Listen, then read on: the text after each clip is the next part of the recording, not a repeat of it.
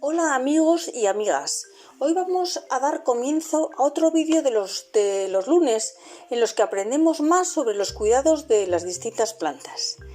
Y aprendemos más porque además de los consejos que yo os doy en mis vídeos, en esta sección tomamos los consejos y sugerencias de otros entendidos en jardinería que nos aportan conocimientos nuevos y muy interesantes sobre nuestras plantas.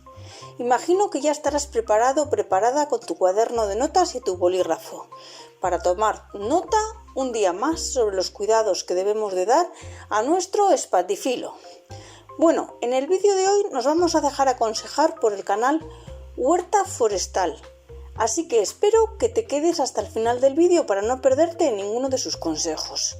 Pero voy a aprovechar este momento para preguntarte desde qué país nos estás viendo y con qué nombre conocéis vosotros ahí al espatifilo. ¿Cómo llamáis a esta planta?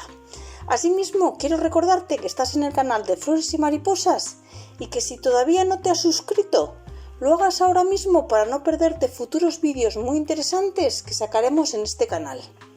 Asimismo, quiero pedirte que me dejes un me gusta a este vídeo, ya que este pequeño gesto por tu parte, además que para ti es totalmente gratis, nos ayuda mucho al canal. Gracias. Algunas personas confunden al espatifilo con las calas, pero la verdad es que son muy diferentes.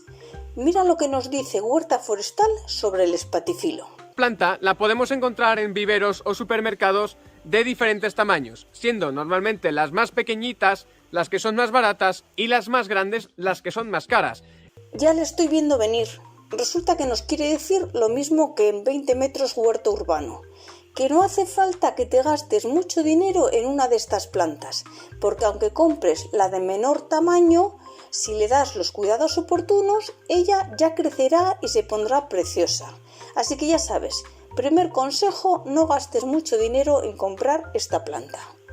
Sobre el origen de esta planta, el canal Huerta Forestal nos dice que es originaria de México.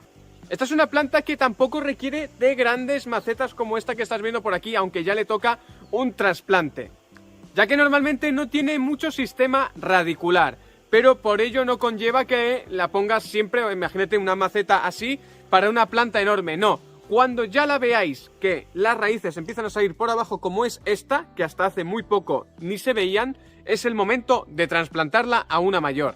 Este canal nos dice que espatifilo suele ser un poquito de crecimiento lento y también, por ende, y a la vez, yo creo que un beneficio que tiene de la planta es que dura más la floración. Claro, eso es cierto, que la planta tiene un crecimiento lento, pero cuando florece es lo mismo, que la flor o flores nos van a durar más tiempo. Recuerda que cuando ya se hayan secado por completo los tallos florales, es aconsejable que los cortes, ya que de esta manera la planta no se esforzará en alimentar los tallos secos y solo lo hará con los verdes. Con relación al sustrato, este canal nos recomienda comprar un sustrato universal que sea rico en nutrientes como por ejemplo el compost o un sustrato especial válido para plantas de interior, y ese te va a ser más que suficiente. Porque resulta que 20 metros huerto urbano nos decía que le solía poner musgo, ¿os acordáis? Y yo estoy de acuerdo con este canal, con Huerta Forestal, que yo suelo poner también el sustrato universal, que a mí me va muy bien, pero bueno, allá vosotros. Ahora nos da una recomendación con el riego. Te excedas con el riego, ya que enseguida se va a poner amarilla, por lo tanto, punto 1, plato abajo nunca. Esta recomendación nos la está dando para que no nos pasemos con el agua, ya que si el espatifilo tuviera demasiada agua, pues se quedaría todo encharcado ahí en el plato y sus raíces se podrían pudrir. O sea que te dice, mejor no le pongas plato, para que así no se quede el agua encharcada debajo. Y nos da una recomendación para que sepamos cuándo regar nuestra planta. Empieza a estar la punta de las hojas, es así al final como lo he conseguido yo, cuando la punta de las hojas empieza a estar un poquito para abajo. Cuando ya la planta diga, tengo sed, dame agua, ahí le aplicaremos un riego y no demasiado fuerte. Pero nunca todos los días agua o una vez cada... Si en una semana seguís notando que el sustrato está un poquito húmedo, no pasa nada. No la riegues más. Solo cuando veas a la planta un poquito cabizbaja. Mejor que la veas cabizbaja a que enseguida se te pone amarilla y enseguida se pudre. Ahora nos indica qué es lo que ocurre cuando a nuestra cuna de Moisés notamos que las hojas pues le comienzan a poner como amarillas.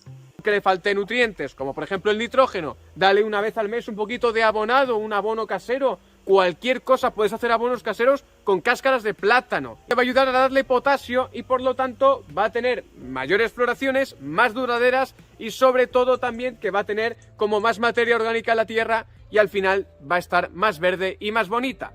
El siguiente consejo que nos da este canal es sobre la iluminación que debemos de dar a nuestra planta. Al lado de una ventana que no reciba sol directo, muy importante porque ese también es otro error, pero cuando tengas al lado de una ventana que no reciba sol directo pero que reciba mucha iluminación, las hojas siempre se estarán verdes. ¿Por qué se vuelven amarillas o se secan? Porque la tenéis en algún lugar de casa en el que no recibe demasiada iluminación o la tenéis en un lugar de casa que le da sol directo. Esta planta se quema con el sol directo y también se echa a perder cuando le falta iluminación. La verdad es que esta planta, al igual que otras plantas de interior, no es normal que sufran de ningún tipo de plaga o enfermedad. En todo caso, podría ser algo de tipo fúngico por hongos, pero no es lo normal. Si te ocurre algo de esto, busca en el canal los fungicidas que hacemos a base de bicarbonato, leche, etcétera, que te serán muy útiles. Ahora nos indica que es muy beneficioso para nosotros tener un lirio de la paz en casa. Escucha con atención. ¿Qué debería, Jaime, tener esta planta en mi casa, en mi habitación? Por ejemplo, ¿puedo dormir al lado de ella? He escuchado que es malo. No es malo dormir al lado de plantas, ¿vale? De hecho, si duermes con una persona al lado, consume el oxígeno y te devuelve el dióxido de carbono, el equivalente a toda la habitación llena de plantas. Así que por ello no te preocupes. Así que, ¿por qué debería de tener esta planta? Según la NASA, esta es una de las plantas mayores, por no decir la que más, de todo el planeta Tierra. Absorbe el aire malo de las habitaciones. De hecho, esta planta, lo tengo aquí apuntado porque es bastante difícil, os estará saliendo por aquí los nombres, pero elimina el benceno, el tricloroetileno, ¿vale? Por eso no me gusta entrar mucho en tecnicismos, el formaldehído y otros contaminantes de la casa. Después de escuchar esto, ya sabes... Cuanto más plantitas de estas tengas por aquí, mucho mayor será la purificación de tu hogar. Tanto si vives en la ciudad o en el campo, que al final en el campo también tenemos contaminación de alguna caldera o cualquier máquina trabajando. Entonces, por ello, yo creo que todo el mundo debería tener un espatifilo en casa. De nuevo. Bueno, amigos, esta es la recomendación que nos ha dejado el canal Huerta Forestal. Ya ves que ha insistido en que debemos de tener una de estas plantas o más en nuestro hogar, porque definitivamente son buenas para nuestra salud, además de adornar y crear un buen ambiente en nuestro hogar.